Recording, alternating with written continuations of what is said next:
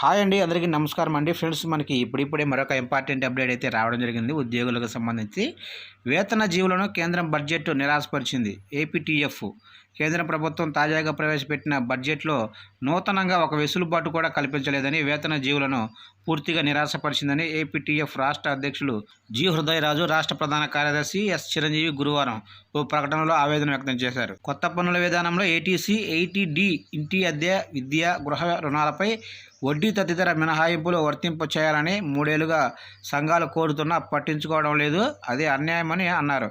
Budget ప్రతిపాదనలకు సవరణలు చేసి పన్నుల భారం తగ్గించి ఉద్యోగ, ఉపాధ్యాయ, పెన్షనర్లకు కాస్తైన ఉపశమనం కల్పించాలని వారు కోరారు. ప్రత్యక్ష పన్ను మినహాయింపు పరిమితిని 10 లక్షలకు పెంచాలని డిమాండ్ అయితే చేశారు.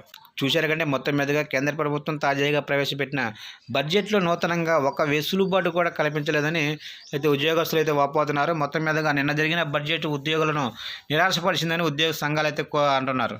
మరి దీనికి సంబంధించి మరి మీరేమంటారో కామెంట్ సెక్షన్లో కామెంట్ చేయండి ఫ్రెండ్స్. ఇలాంటి లేటెస్ట్ అప్డేట్స్ కోసం మన ఛానల్ని సబ్స్క్రైబ్ చేసుకోండి ఫ్రెండ్స్.